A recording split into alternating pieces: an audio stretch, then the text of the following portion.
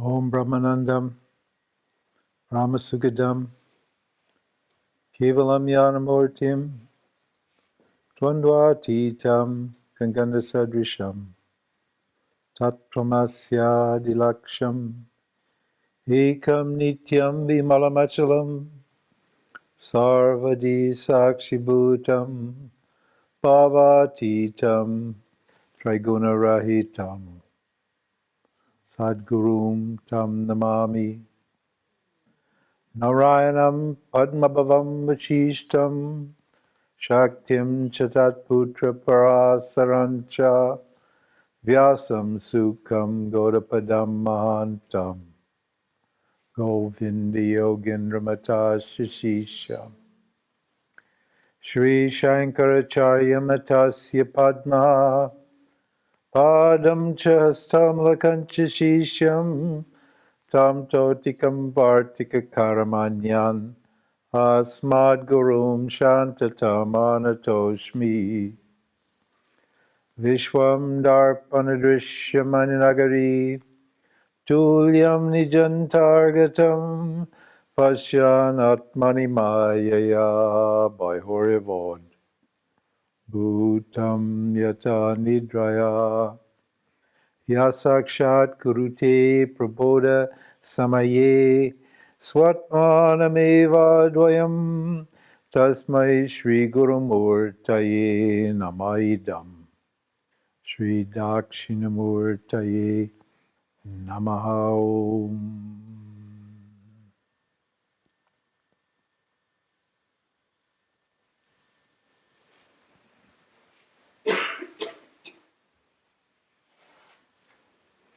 Okay, good.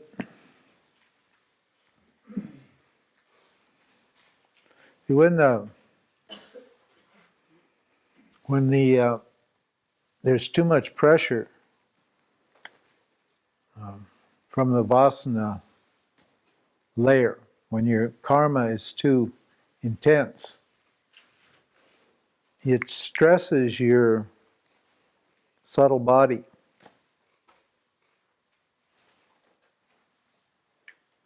We want you to start thinking in terms of this terminology. Start converting the way you think about yourself using these terms. Jiva, subtle body, causal body, vasanas, awareness, Ishvara. These are all words that help you to do your sadhana. Very important. And to depersonalize your life. Because see, what we're saying here is that nothing's personal here.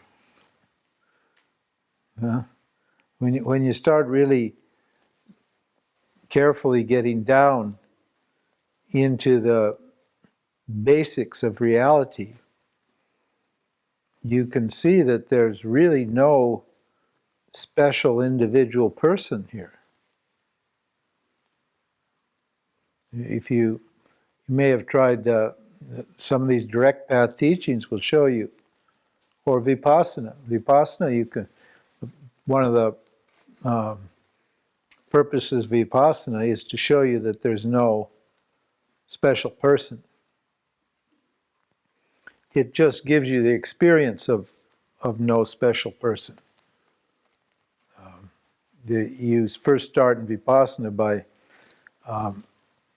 cataloging the sensations that come in from the outside, and then you at the next stage you get more subtle and you start cataloging the sensations that come from the causal body, because the subtle body is like a buffer between the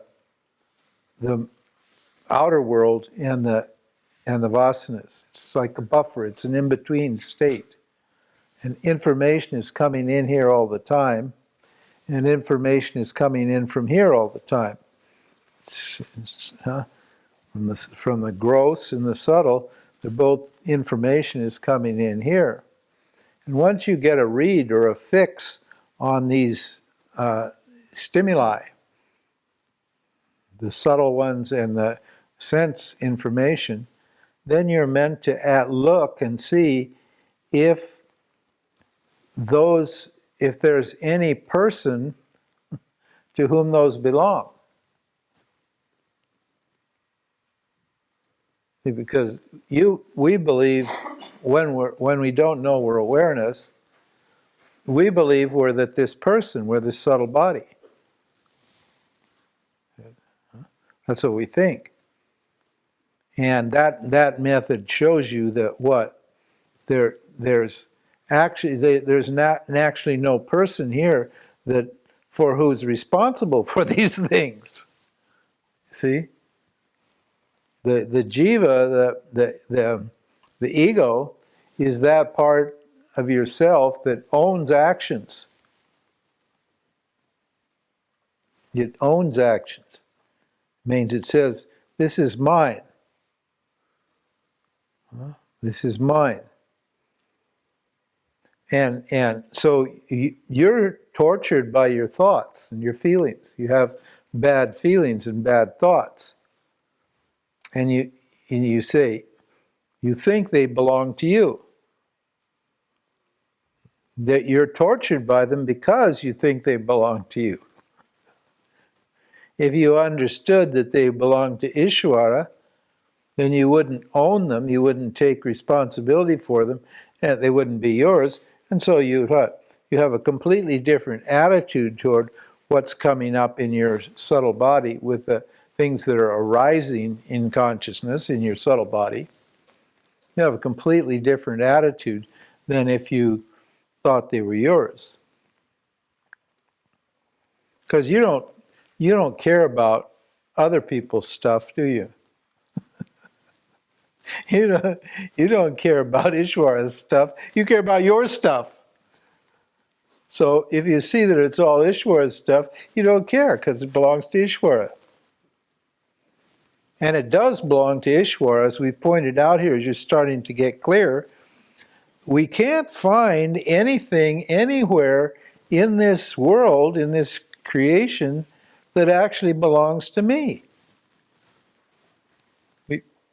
We said earlier that, when I asked you earlier, I said, well, just exactly what did you create? Like if you created something, then maybe you could say that I own that belongs to me. But in fact, when you actually start to look into yourself and your world around you, you discover that the whole thing is a setup. It's a setup. You didn't come here on your own, you're not staying here on your own, and you're not going to be leaving on your own.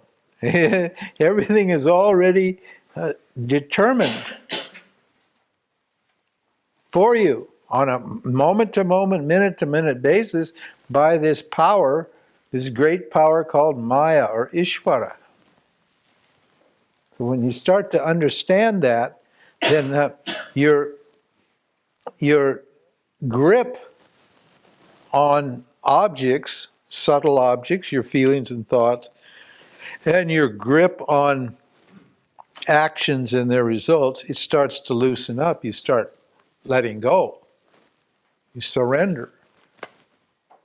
Surrender means giving to Ishvara what belongs to Ishvara. And you can't surrender until you understand, as long as you think it's yours, you're not going to surrender it. But when you start to understand the big picture, start to look at reality as it really is, then you can understand that, hey, just a minute, all of this belongs to Ishvara. So why am I fretting about it? I didn't, if I create it, then I can be responsible. But if I didn't create it, then I'm not responsible, am I? Then I can turn it over to Ishvara. This is what we call surrender, or turning your life over to God. Let go and let God. You may have heard that saying. Let go of your stuff and give it to God. Well, without this explanation, you won't do that, because you'll always have a doubt. Well, maybe this actually is my stuff. Maybe this is my body.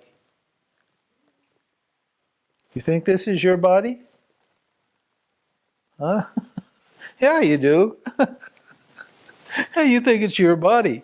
When somebody touches you, you say, don't touch me. You don't even think it's your body, you think it's you, because you say me. Don't touch me. Me means you think it's you. What do I own here? Is there anything personal here going on? Yeah, I made the statement earlier that there's only one of us. There's only one. There's one body, there's one mind, there's one self. What do we mean when we say there's one body? What do you mean by that? Knowledge of the body. Yeah, and the constituents of the body are the same for everybody. We call it this meat. It's just meat. I know that's not a nice word, is it? Let's find better words. But this is just meat. And what is the meat? It's what? Air, fire, water, earth, and space. Now, is your body any different from any of those elements? Is there any element in your body that is different from air, fire, water, earth, and space? No. Absolutely none. Not one thing in this body is different from anything in any other body.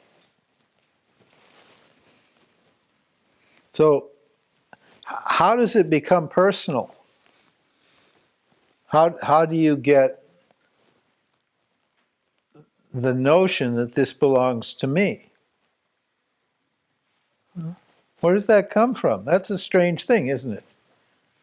Just this meat tube, it's been given to me by who knows who, we'll call it Ishvara. Somebody gave me this meat tube, and I say, it's mine. So it's peculiar, isn't it, how we think? Isn't it strange? But you see, in that thinking, there's so much misery, isn't there?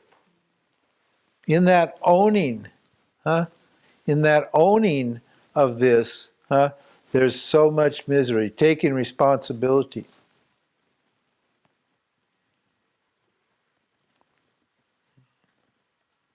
Yes? One interpretation for what makes us unique is synonyms would be our personality and individuality based on our own special belief system, which we developed and which helps us to cope with the situation with which we get confronted. And we feel well when our belief systems help us to get along good, and when our belief systems don't work on the situation, then we feel bad. That's a universal phenomenon, though, isn't it? It doesn't belong, that whole type of thinking, you didn't invent that type of thinking. In fact, everybody feels that way, don't they? Everybody thinks that way. So, is that personal thinking? Huh? What about your emotions? My feelings, okay? If I say you're a jerk, you say, you hurt my feelings. You hurt my feelings. Excuse me, are they your feelings? Like, for example, I'm angry because you hurt my feelings.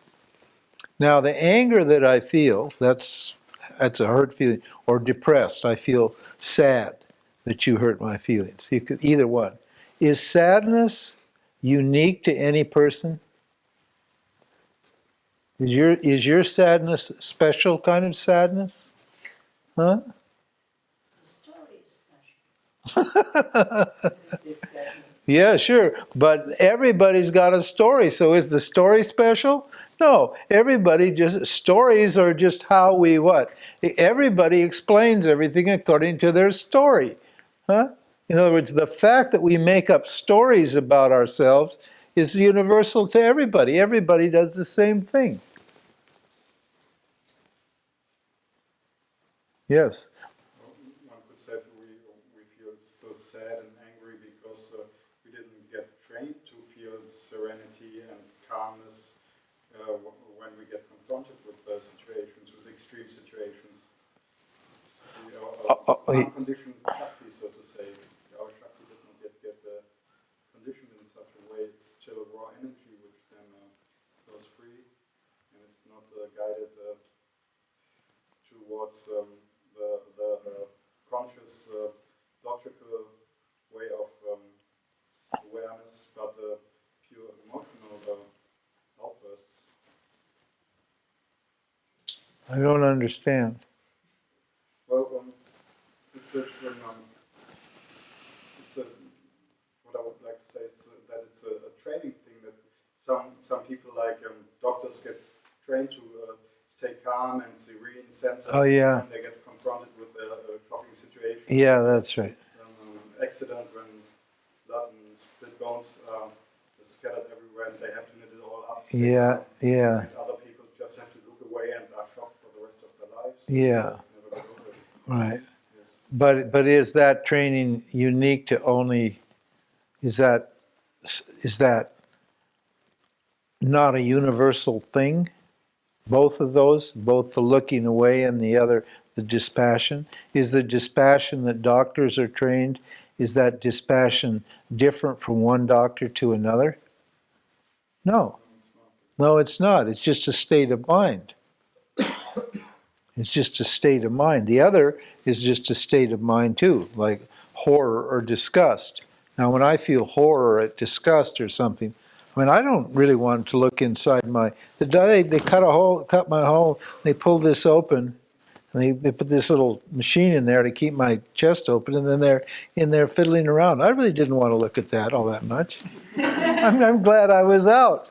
I'm glad I wasn't there. But okay, states of mind, dispassion, for example, is that personal? Oh, there's nothing personal about that. Is jealousy personal? Does it only belong with certain people? No. Everybody knows what it is. Yes. So there is actually no romantic term of soul. Soul, in this sense, it's a bundle of impersonal vasanas collected in a subtle body, and it looks personal when it isn't. That's right. Yeah, absolutely. The soul or the individual,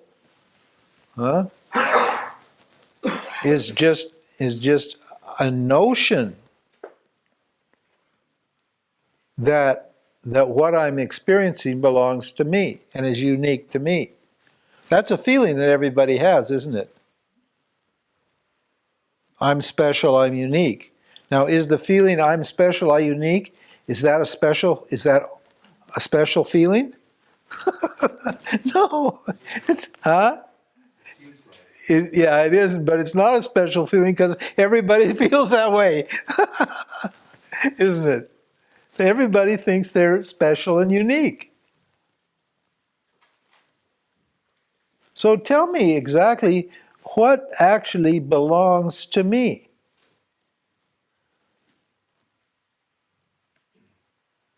This is the key to liberation. Yeah, that's right. Absolutely nothing. There's not one thing that you can own and say that you created, you sustained, or you destroyed. Yes? The freedom to choose between options, would that be an individual? I mean, everybody has to... But freedom to choose is the same for everybody. That's Ishvara also. In the given situation, it's always individual then. Well, in a given situation. But those people who are not exercising free will, they're what? They're acting out some other manifestation of Ishvara, isn't it? In other words, whether a behavior or a thought or a feeling is acted out by you specifically or not, it's acted out by somebody else somewhere else, isn't it?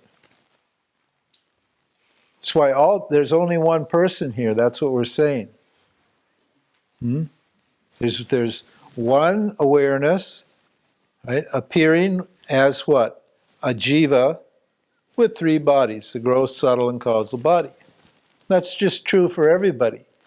And so what we're trying to get you to do is look at reality from that perspective. To depersonalize your things. Yes, Andreas. So there is a sentence of Muji. He tells to a person, he said, "I love you too much to treat you like a person."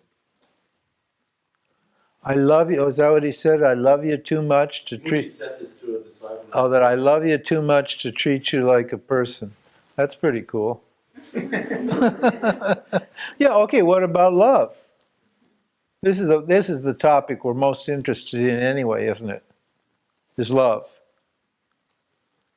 Is love special?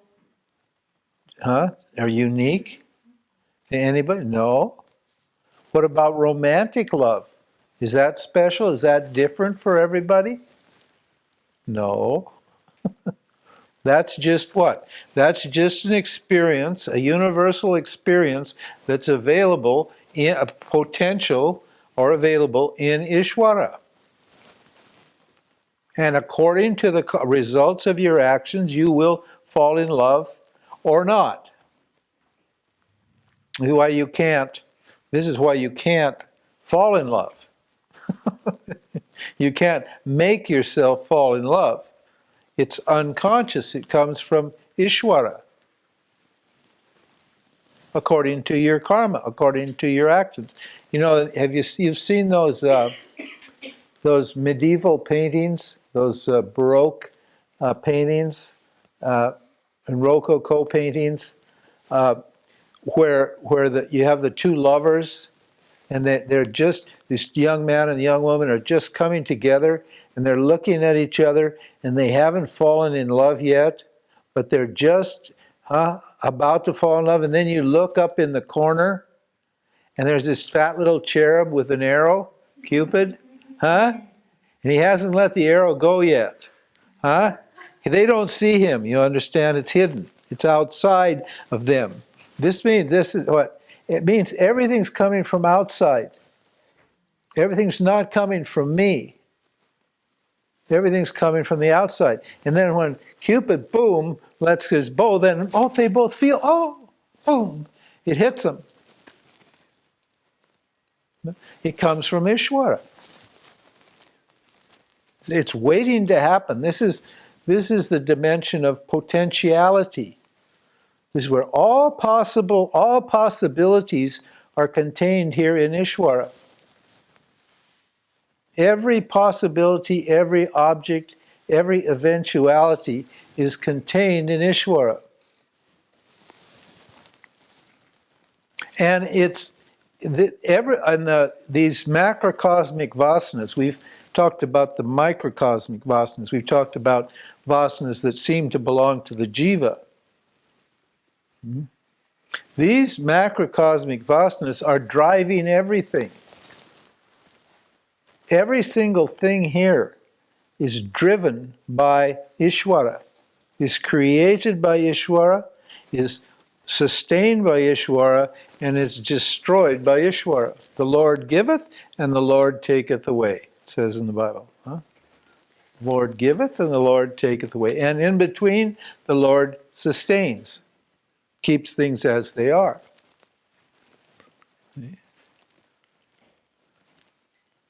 So who am I then? If I can't call my body myself, I can't call my emotions mine, I can't call my thoughts mine, I can't call the objects in the world mine. I mean, actually, people go writing papers saying, I own this building or the woods. I own this tree. I mean, isn't that crazy? Huh?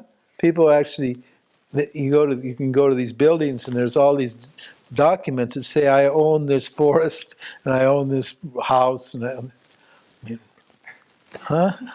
How does that happen?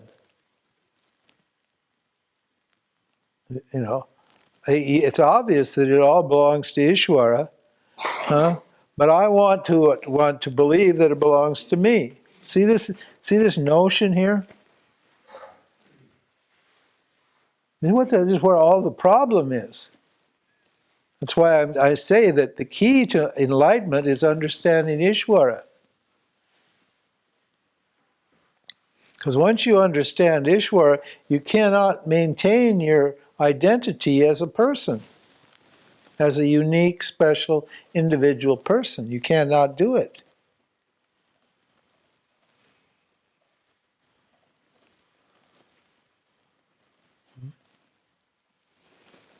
Now, what I meant to say was that this subtle body, when the vasanas are too strong, let's go back down to the Jiva level now. Let's go back down to, we're switching levels here. We're jumping from Ishvara now. We're jumping back to Jiva here. See?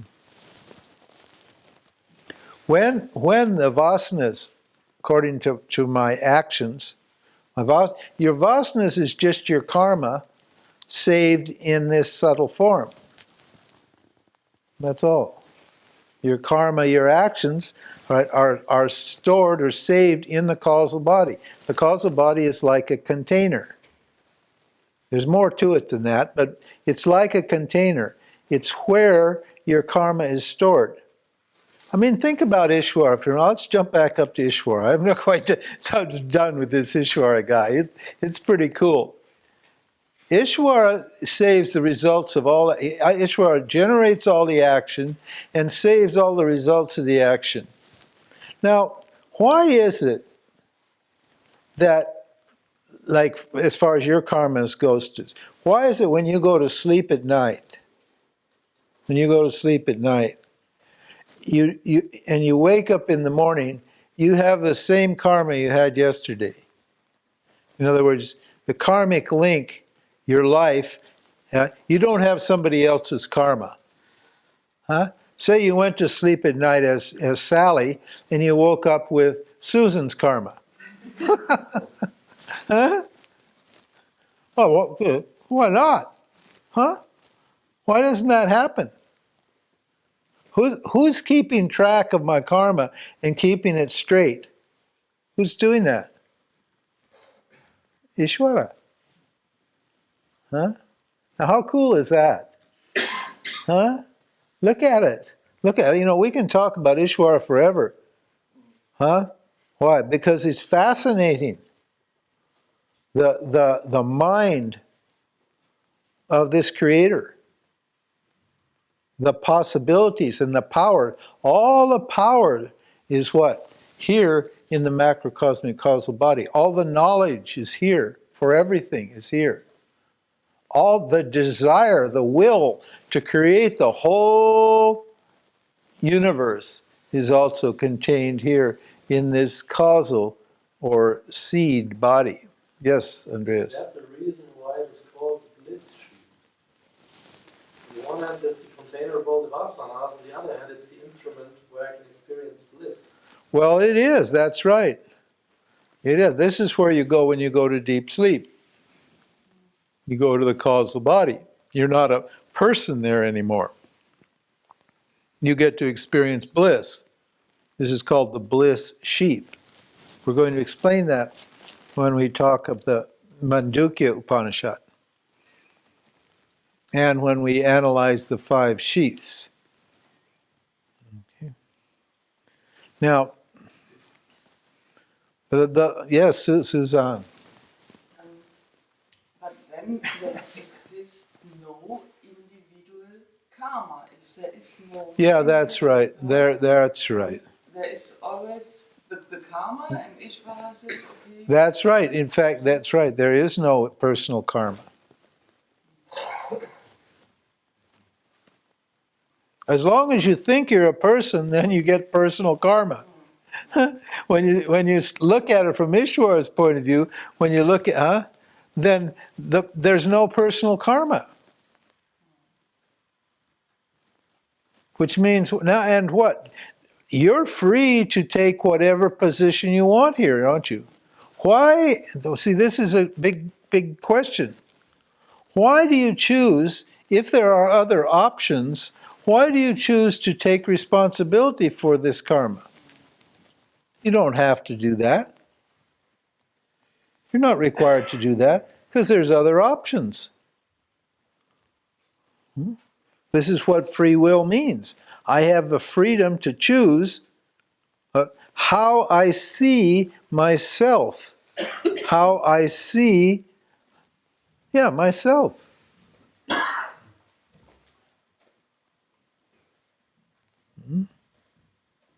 Now,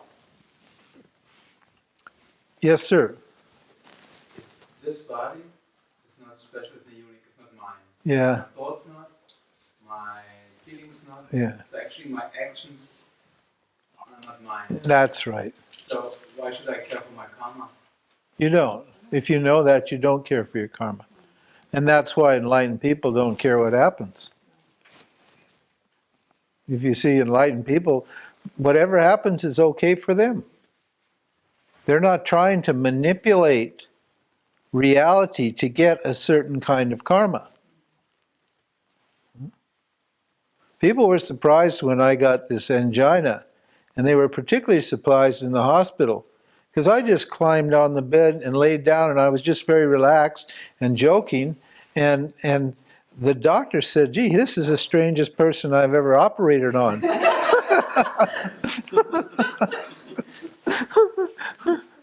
Because what was I to worry about? I was completely out of my hands. The disease was created by Ishvara, the hospital was created by Ishvara, the doctor was created by Ishvara, everything was done by Ishvara. I had no control. I just relaxed. Said, okay, whatever Ishvara wants, fine with me. I didn't know whether I was going to come back or not. I didn't know whether I was going to wake up or not, dead. Wake up dead? No, dead means you don't wake up. I didn't know. Yeah. You should. I don't care about your karma. So I don't have to care about karma yoga. That's right. Karma yoga is only if you take yourself to be a karmi. Karmi means a doer. The karma yoga is for the karmi, for the doer. And whenever you're thinking about, whenever you're acting as a doer, then you better act with the karma yoga attitude. If you know very well you're not the doer, then you don't do karma yoga. You realize Ishvara is the doer. See, that's what we're saying here. They tell you, the neos tell you you're not the doer, but they don't tell you who the doer is, and they don't tell you what it means to say I'm not the doer. So the doer thinks it's not a doer. But I am not the doer means what? I am not the doer means I am awareness. That's what I am not the doer means.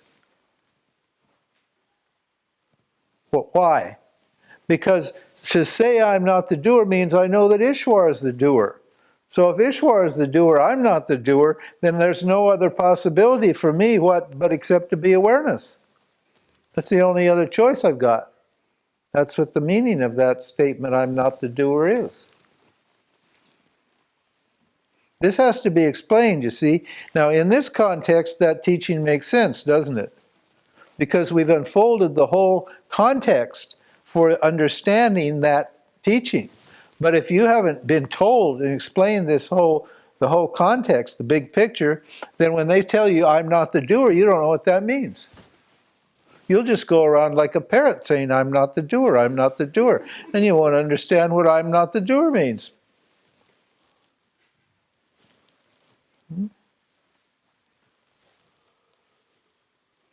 You have to keep inquiring into this, see? It's over and over and over again. Because this is the whole key here to freedom. It's such a pity that the modern spiritual world, the neos and everybody else, leaves Ishvara out of the picture. They just can't deal with God. Because so much misery has been inflicted under the name of God, in the name of God, that everybody has thrown Ishvara or God out, the baby out with the bath. Huh? That's the problem. They've just said, they looked at religion, and religion has given God such a bad name that nobody wants to know about God anymore. And particularly the spiritual people, they're the most atheistic people around. Huh? This teaching came from India, and India is the most theistic place there is, because they understand Ishvara. That's why India is such a cool place. That's why people like it there. And that's why the Indians handle their poverty way better than we handle our prosperity. That's the reason. When you go there and you look at these people and they haven't got a pot to piss in, and they're smiling and generous and happy, and they got time for you, and they're just beautiful people. And you come over here and you find people who have everything, and they're cranky and nasty and selfish and fearful and You say, excuse me? Well, the whole difference is what? This knowledge of Ishvara.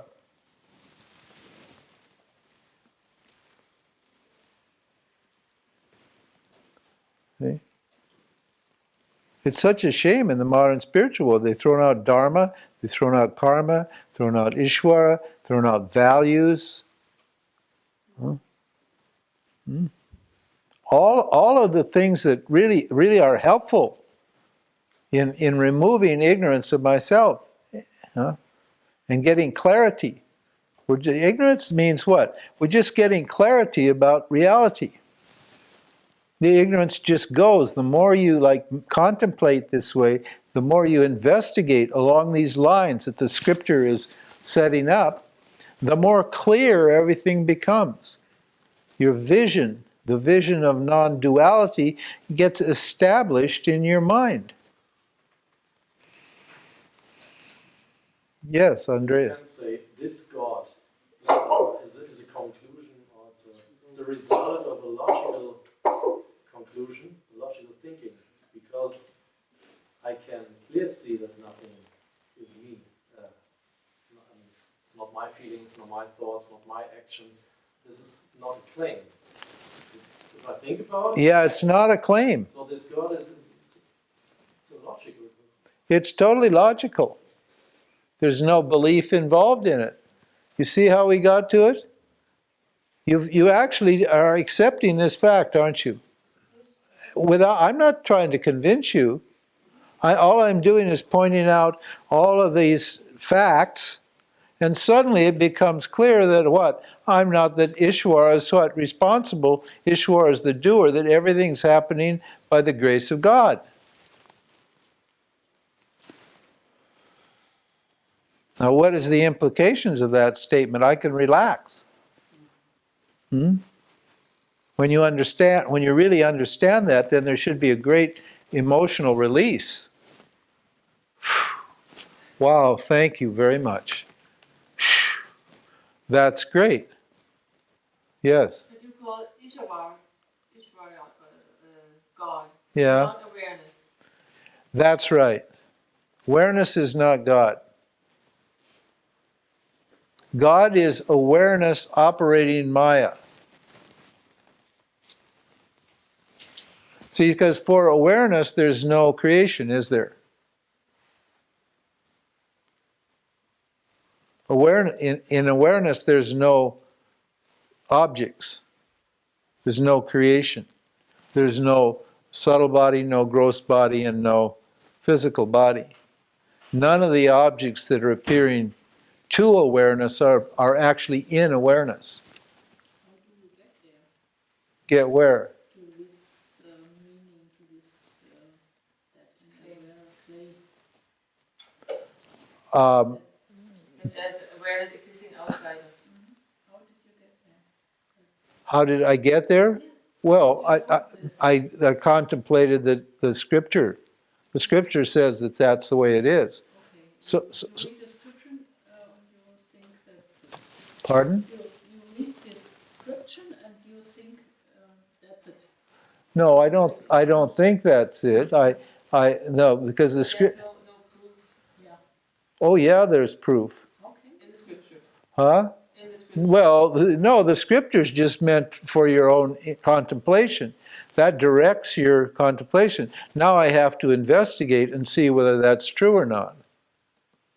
Now, when you look at awareness, you are awareness right now. What can you find in awareness? Huh? Everything. Well, everything's within the scope of awareness. That is, everything is known by awareness. But in awareness itself, is there anything? Huh? Okay, but is everything, the everything that's in awareness? See, this is a very subtle point, because the word in, we need to. That's why I tried to give you a little hint there, but you didn't quite get it. So, okay, the word in. If okay, is there a tree in awareness in you? Huh? Well, if there's a tree in you, then how do you see? Awareness is your seeing. Awareness is your knowing. If there's a tree stuck in there, and a house, and a cat, and a dog, and so forth, how are you going to see anything? Your seeing, your awareness is going to be cluttered up by objects. So the objects that are in awareness will be what? Conditioning how you see everything. But is that true? I don't know. Maybe they do. No, I mean, you have to look and see if there actually is anything in awareness. Now, here's the problem is Maya. See, this is very, very tricky. This is a very, very subtle point. Maya projects the objects, and the objects are like reflections in a mirror. So it looks like, remember we did talk this mirror thing. It looks like the objects are in the mirror, doesn't it? The mirror is invisible. The mirror is not, in the mirror the objects are not there, are they? The mirror is, because if you take away the objects, if you take away, say you got a mirror of your face, a mirror, now you take away your face, has the mirror disappeared? Because if the face is in the mirror, then when you take away the face, there'll be a whole, no, there's always something in the mirror when Maya's operating, but where Maya's not operating, there's nothing in the mirror. Huh? I've never seen a mirror without anything reflected on. Well, okay, that's right, because we're here in samsara. But just think about it clearly. Just think about it clearly now. You can get this. You can get this. When you take, see, okay, here I am looking at a mirror. Now, does my image go inside the mirror? No. It doesn't get in the mirror, does it? It doesn't enter in the mirror. The mirror stays pure, because when I take my image away, the mirror, what? It's just clear. There's no record of my face in it at all. And then another object comes, the object doesn't get through the mirror and go sit inside the mirror and start reflecting like the mirror does. It just what? It just appears on the surface of the mirror. So where you're being fooled is, you're being tricked by Maya, by perception, by experience. Just like those lines we showed you. It looks like those lines are different, but those lines are the same. And it looks like the objects are in the mirror, but the objects are not in the mirror, they're on the mirror. This is why in the Bhagavad Gita, Krishna says, all the objects are in me, but I'm not in them. Means I'm free of them. I'm the mirror that's always free of them.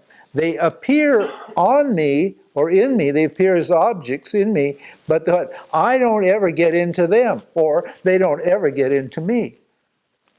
So it's just an illusion. This is what Maya means. I understand it.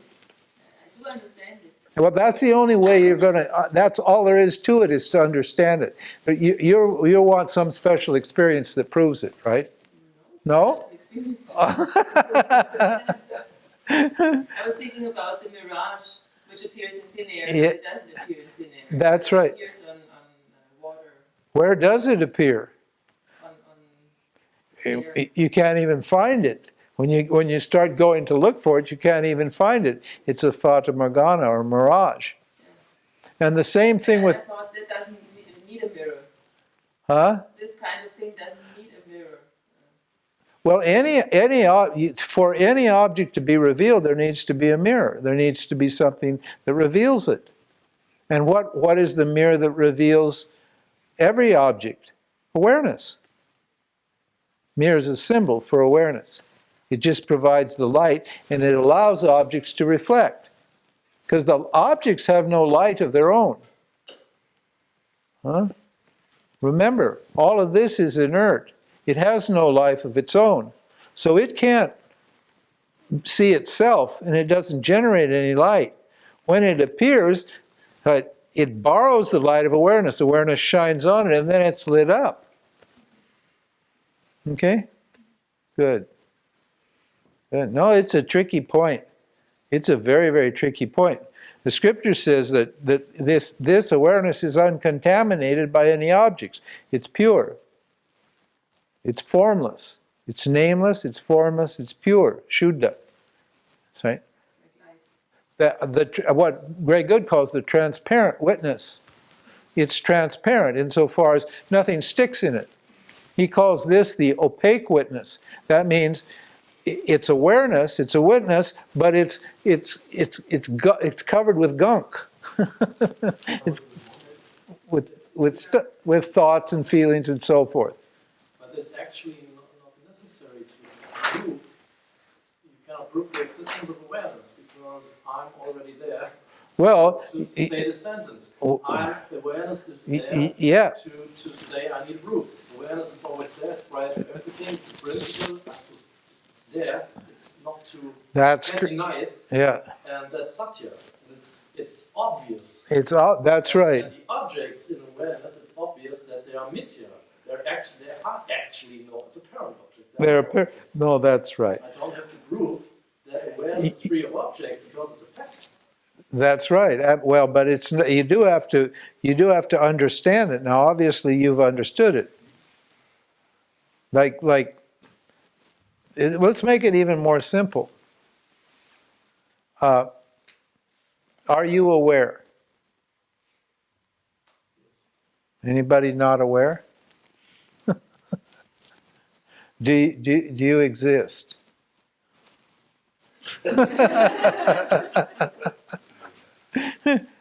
What are the two most obvious facts about yourself? That you're aware and that you exist. It's like I said, use the example of gravity. Now, you don't think about gravity every minute, even though gravity is operating every second on you, speaking on your body. On your body, gravity is operating 24/7. When you're awake, you're asleep, whatever it is, it's subject to the force of gravity. And you exist and you're aware 24/7 also, all the time. You never don't exist and you're never not aware. But what? You don't pay any attention to that. You don't think that's a fact. Huh? You're locked up in your beliefs about yourself, so you don't see Huh? What's obvious, what's self-evident. That's why we say the self is self-evident. It's self-revealing. No proof is necessary. There's no need to prove who you are, because it's obvious that you are aware and that you exist. Now, those two facts, huh? You can't contest those facts. You can't argue against those facts. It's impossible. Now, all that's left then, if that's true, then all that's left is, what does it mean to say that I'm aware and that I exist? And that's where Vedanta comes in. Vedanta explains what it means to exist and be aware, right, in light of what apparently exists, or as the Neos say, which doesn't exist. We say it apparently exists. Explain what it means to be awareness in light of what? What apparently exists. In other words, in light of the objects that are appearing in awareness. Now you cannot argue that what? That there are only two components for your experience. When I taught you this first day, it was the first morning, I guess it was yesterday morning. Nobody argued with it. I said there's two, experience is two things, is awareness and objects appearing in it. That's a subject and an objects. That's what I said. And nobody argued. Why? You can't argue because that's how it is. That's all experience is me, awareness, and the objects that are arising in me or presenting themselves to me. I like the word presenting themselves to me. That means they're not coming from me. They're not coming from awareness. They're presented to me by what? By Maya, by Ishvara. Ishvara is cooking up. This is why Maya, you can't understand it. How does Maya cook up these objects and make them look like they're real? And superimpose them on the mirror of awareness so that you can't separate them. Like when you try to separate a mirror and the reflection in the mirror, can you do it? Can you peel the reflection off and make a separation? You can't do it, can you? What? Huh? Photoshop. With Photoshop you can do it. No, how do you separate, this is experience and knowledge now. How do you separate the mirror from the reflection? That's it. Knowledge. You know that the mirror is the mirror and the reflection's the reflection. The mirror is going to stay the mirror and the reflection is going to stay the reflection. Nothing's going to change factually except what? I'm going to understand that these two are separate. This is what knowledge is. This is why knowledge sets you free, and knowledge has nothing to do with experience or action. Knowledge is what? Beyond experience and beyond action. I have an argument coming over here, right? No, I was thinking about, I don't like the mirror image because mirror is a thing. It replaces with light. Okay, okay, light. Yeah, light. Formless. Form. And formless. Form and formless. Yeah. And light is formless and it gets visible only if there's some impurities. Yeah, or like, I mean, another metaphor for this, to teach in terms of metaphor, is that awareness is formless light, and then these are the film, the vasanas are the film, and the subtle bodies are the lens. So the light is here and the film is passing, and then the subtle body, what? Projects the images out on the world. But the light doesn't have any form at all. But when it appears as the world, it appears as a whole bunch of different forms. But it's never contaminated. When we switch it on, the light remains the same. When we switch it off, the light remains the same. And this light is a very interesting light. Excuse me, I'll get right to you. This light is a very interesting light. Nobody ever turned it on. Okay? It never got turned on, and it never got turned off. It'll never be turned off. And what? It generates its light from within itself without doing anything. Yes, ma'am. Excuse me. And what about Maya and Ishvara? How are they turned on, or how are they created, or why are they there? Or? Oh boy, those are good.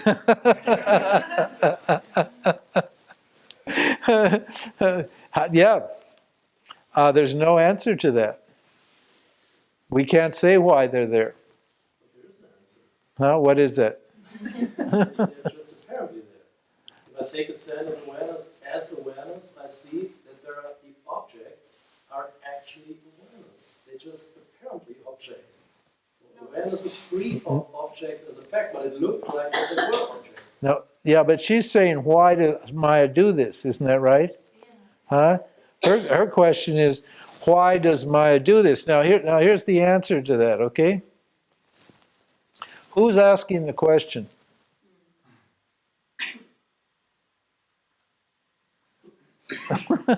Is awareness asking the question? No, because if awareness, is awareness going to have that question? No, because there's no Maya for awareness, is there? Or if there is Maya, awareness illumines the Maya. So it's not confused by the Maya. It's not under the spell of Maya. This is why Krishna says in the Gita, speaking as awareness, he says, by my Maya I delude all these beings. Means what? Awareness is not under the spell of Maya, but the one who's asking the question is the intellect. Now the intellect is already what? Covered by Maya. And the cause is an effect of Maya. In other words, the question is what? A product of Maya. It's a gross manifestation of Maya, this thought. Why? And the intellect is too gross to see the cause. In other words, the cause can't see the effect because the effect is more subtle than the cause. So this person who wants to know is not capable of looking up here to see. So you have to believe it. No, you don't have to believe it. You don't have to believe it. All you have to do is observe the effects.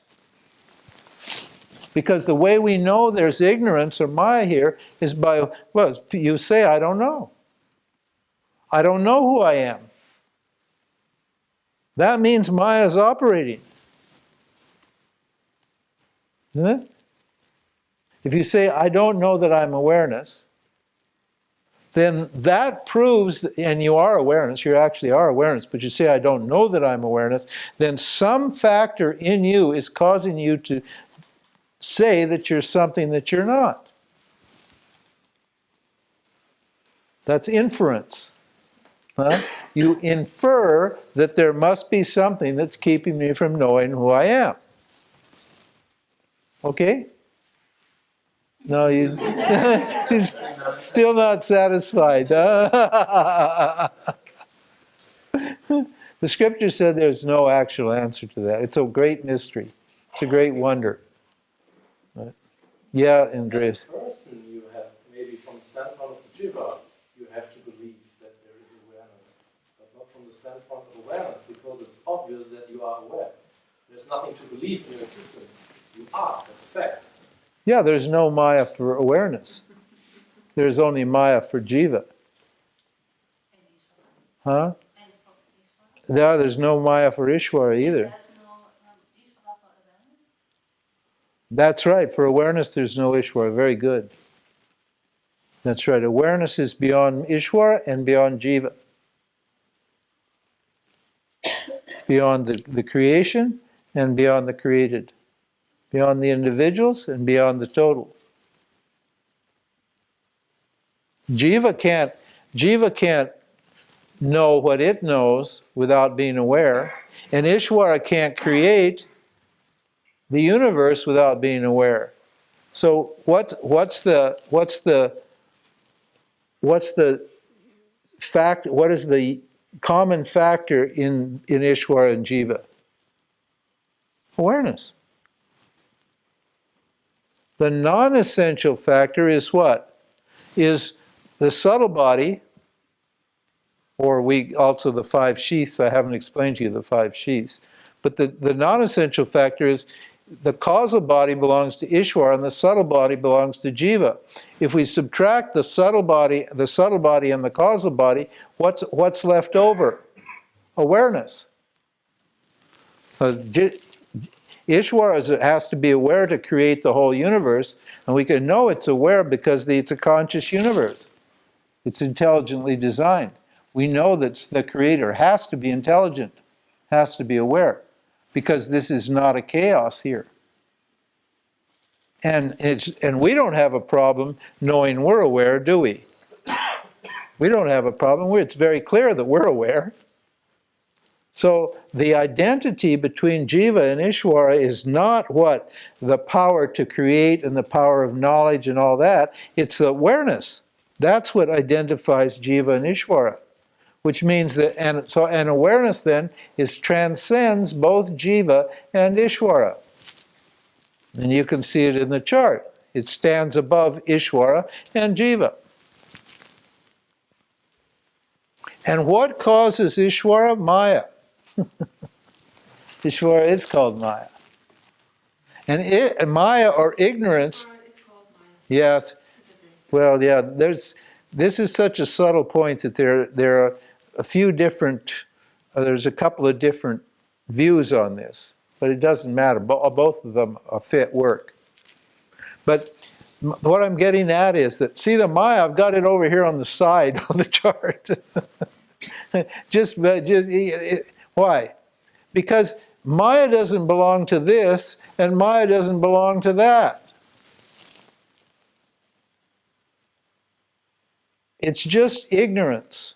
Ignorance means not knowing. There's not knowing.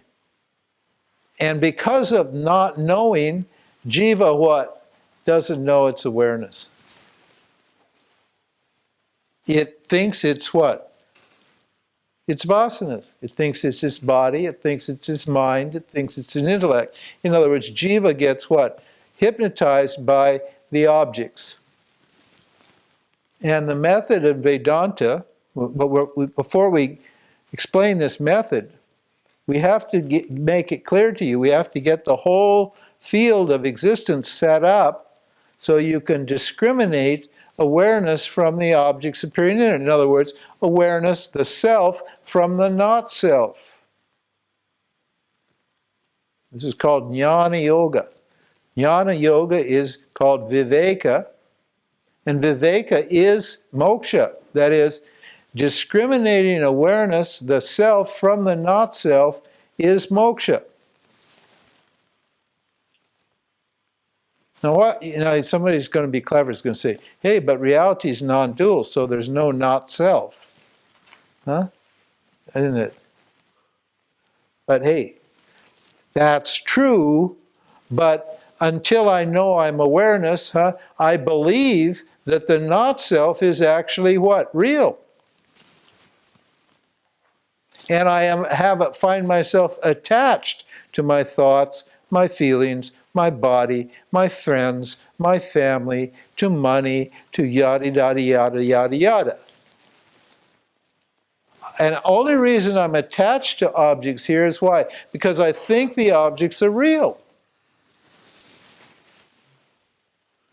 If I realize that the objects are not real, I'm not going to be attached to them. I'm only attached to something that I think is real.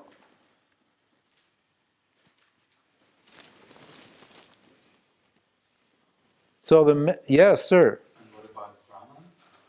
Brahman is awareness. Same. Brahman is chit. Sat, chit, ananda. Chit means awareness. It's Brahman. Brahman means what has no limits. That's the meaning of Brahman. Now normally that's a problem, because often a problem. It's a bad word, and I stay away from that word because it's like the word God. Yeah, that's what I thought. Because people think it means big. Huh? They think it's special or big or beyond or, huh? But before you said that Ishvara is God. That's right. Huh? So the two gods. Yeah, there's two Ishwaras. There's two Ishwaras. Ishvara means awareness minus Maya, and Ishvara means awareness plus Maya. So we need to understand. That's why there's a confusion in the scripture. Sometimes the scripture says, that's why you need a teacher, because the scriptures are confusing. And so we need to make that clear. Awareness minus Maya is called Ishvara. Awareness plus Maya is also called Ishvara. Huh? You know, why? Because Ishvara can't create without awareness. So Ishvara is just awareness in its capacity to create. Now, if you've got an artist is a lot more than the power, than its creative power, isn't it? If I'm an artist, yes, I can create things. I'm an artist, but I'm a lot more than my artistic power, aren't I? Than my power of creation. I've got a whole. I'm a much greater being than just this artistic power. So, awareness is much greater than its power to create. The power that awareness has to create is just one of any powers. It's just one. It's just part of awareness. It's not even a part, because there's no parts of awareness. But we get stuck with language here. But that's why, it's a tiny fraction of awareness. Awareness, if there's any other powers beside the power to create, all of those are available to awareness also. Yes. The power to destroy and create and sustain is all small powers in awareness, but awareness is what? Like a person with reference to his or her talents and abilities. You're much more than your talents and abilities. You're much more than a mother or a father or a worker or whatever, any one of these roles that you play. So this Ishvara Maya is just one small role that awareness is capable of playing. And it plays it like an actor in a play. It knows it's not real. It just puts on this clothes of the creator and becomes God and creates the universe. And when it gets fed up with it, it takes off the clothes, and what happens to the universe? It collapses. Science will tell you it does. Science will tell you this universe is dead already. It's streaming toward death, and one day it's going to disappear. That's when awareness takes off its creative hat, and this Ishvara dissolves back into this Ishvara. But this Ishvara is not a creator. In other words, it's free of creation, but it has the power to create. If you take away awareness's power to create, then it's not limitless. It has to have that power to create, but that power doesn't contaminate it. It doesn't define it. Understand? Yes. And it's just an apparent creation. That's it. So that's important to say, because you told it in the satsang, awareness doesn't sacrifice its nature as awareness when it apparently turns into objects. No, that's right. That's a very good point. That there are objects, but actually there are no objects. It's just awareness appearing. As objects, that's correct. The teaching we use is called vivarta. There are two kinds of changes. There's a parinama and there's a vivarta parinama. Now, parinama means a transformation, a change. Now, an example we use in the script, the example we use in Vedanta is milk into cheese. Okay, that's a transformation. That's a change. You got milk, and you churn it a bit, or I don't know what else you do to it. I have no idea how you make cheese, but you take milk. I guess you make butter by doing turning it. But anyway, you take milk and you turn it into cheese. Now, what's happened to the milk? It's what? It's disappeared, right? If you take the cheese, you can't reverse the process and turn it back into milk, can you? In other words, the milk has surrendered its nature as milk to become cheese. It's given up its milkness, and now it becomes cheeseness. Okay? Now, is that how awareness creates? No. No, because if awareness is created that way, then there's no awareness. Awareness has become this world. This is what atheists think. Atheists think there's only this world, and there's no God or no awareness beyond this world. Huh? Huh? No. Huh? Maya creates in a different way. Just a minute. Maya creates, how does it do it? It causes awareness to appear as a world, like an image in a mirror. It generates the appearance of a world, like a hologram. And that, it makes it look like reality is dimensional, that awareness is here and the world is there, and that time and space exist. It lends dimensionality to what? Awareness. But there's no dimensions in awareness. There's no time and no space in awareness. There's no causality either, because there's no time and no space. So there's no separation between the cause and the effect in awareness. Understand? But Maya generates this thing, and has awareness turned into that? No. Awareness has retained its nature as awareness, and Maya has transformed it, apparently, into the objects. This is why you can get enlightened, because the objects are not real. You can, if the objects are real, you can't get rid of them. You can't remove them, because what's real can't be changed, cannot be destroyed or created or anything. What's real cannot be created or destroyed. But these objects are not real. These objects are what? Just created out of thin air, purely out of awareness. So when we investigate those objects, what happens? They collapse and destroy. They're resolved back into their source, and awareness stays the same. Doesn't change at all. It was never affected. It's never affected by the objects that are appearing in it. Just like a mirror is never affected by the reflections in it. Never affected by the reflections in it.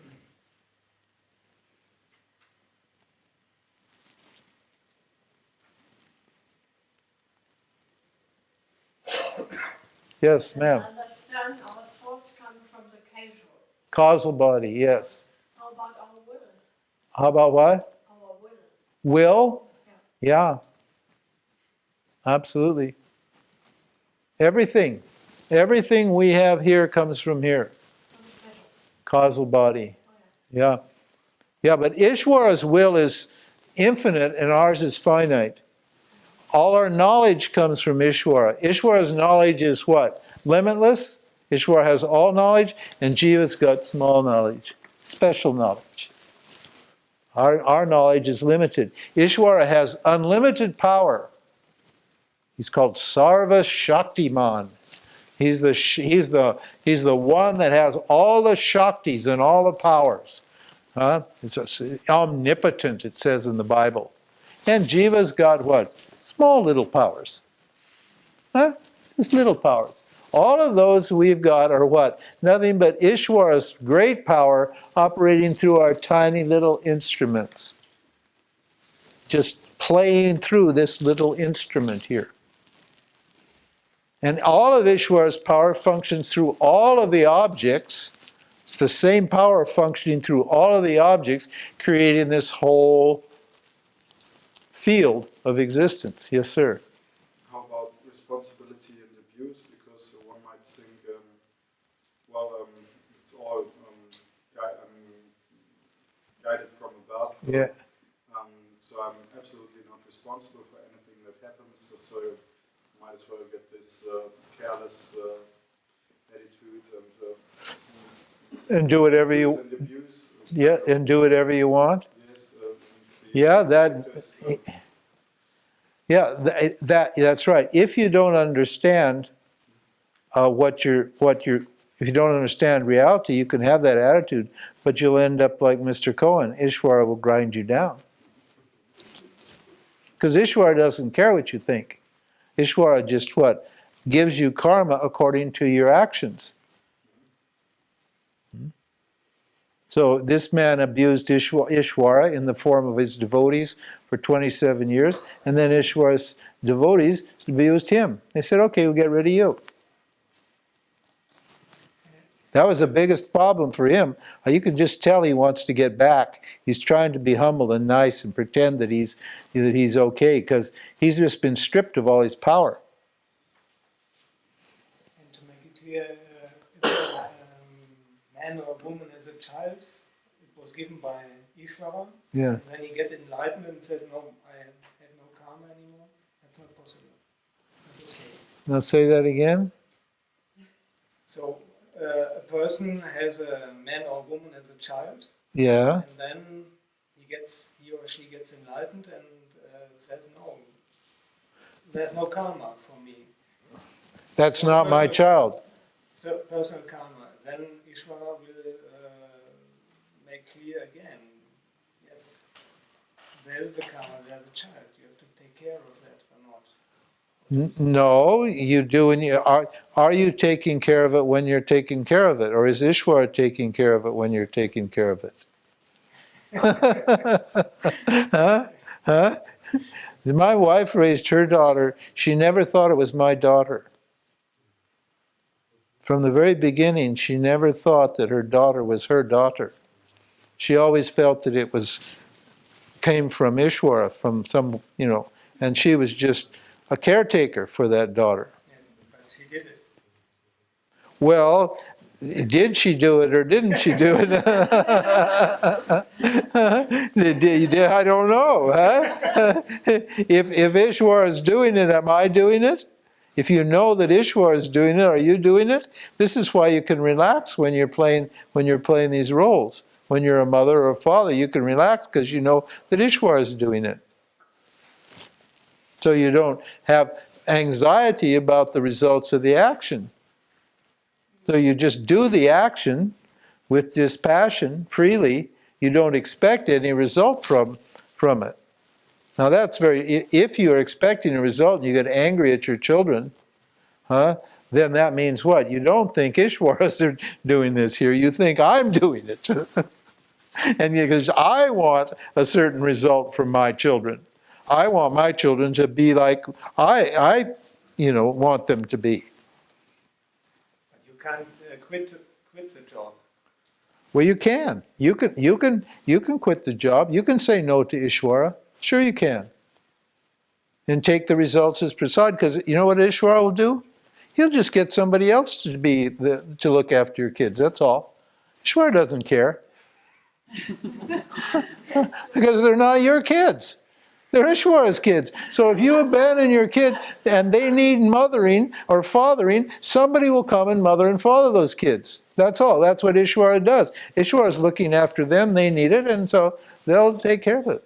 But parents don't think like that. Oh no, I'm the only one that could do that. No, because all you're giving them is love. And anybody can give them love, because love is your nature. That's our next talk, is love. So, And the love that you're giving them is not your love, it's Ishvara's love. Yes. But you just can apparently say no to Ishvara. Huh? As long as Yeah. you're a Jiva. Well, that's When you right. say no to Ishvara, then Ishvara says no to Ishvara. Well, that's right. And Ishvara is saying no to Ishvara. That's right. No, you can walk away from your karma. Karma is only in your mind. That's all. There's no actual karma. Karma is just a belief in your mind. Yes, sir. Could you tell us some more about the virtues then? The what? Virtues? The They have to be calculated in lifetime from the absolute point of view, because virtues are called timeless eternal too, like aspects of God. The virtues, yes, the values and virtues. Yeah, sure. You want the whole story now? It's going to take a couple hours. And I think it's what, time for dinner? 5 minutes. 5 minutes, huh? Can give you the virtues in 5 minutes. No, we'll get to the values when we get to the gunas. Let's see, what, we have one more day? Yeah. Oh my God. Do you want to have questions and answers tonight at like 9? Yeah. Would you like that? This room's available at 9 o'clock. And if you'd like to have a satsang and have questions and answers, we can do that. Does that sound okay? 10 past 9, then it's the big satsang is over then. The satsang, okay. 10 past 9 till 10, I guess. Huh? I mean, you're not doing anything. You're not hitting the pubs. You're not going to the bars, are you?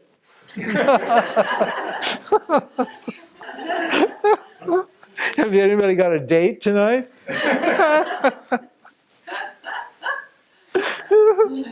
So, yeah, come. It's optional. I mean, if you don't want to come, you don't come. But if you want to, I'll come here and sit here from 10 minutes after 9 till 10 after 10. If nobody comes, I'll get up and leave. If somebody comes and has a question, I'll answer it. If somebody comes and doesn't have a question, I'll just sit here. Or tell jokes or something. Okay, good. Any questions? Anybody? This is like a satsang. Now we're having, this is the point. Vedanta is like a communication.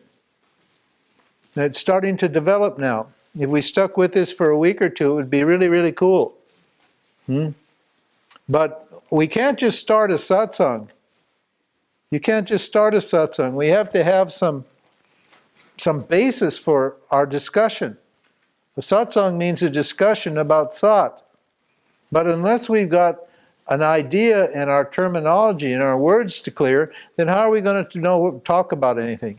You'll just say one thing and I'll say another and she'll say another, and pretty soon you'll be dead bored with the satsang and you'll walk out. You won't get anywhere. That's what happens in most of these neo-satsangs and these modern satsangs. They're just deadly boring. People talk about their problems and they have their own language, and the guru is saying one thing, and whatever is being said is not scientific and vague, and then an experience lasts for a short time and off you go. And the next satsang, it's different people and a different topic, and but here we got a chance to have a good communication, because now we have a certain language to deal with here. We're pretty clear about what we're talking about, and we can keep on topic. And my job would be just to see that we stay on the topic. That's all. So yeah, come at 10 after 9. We'll have a satsang.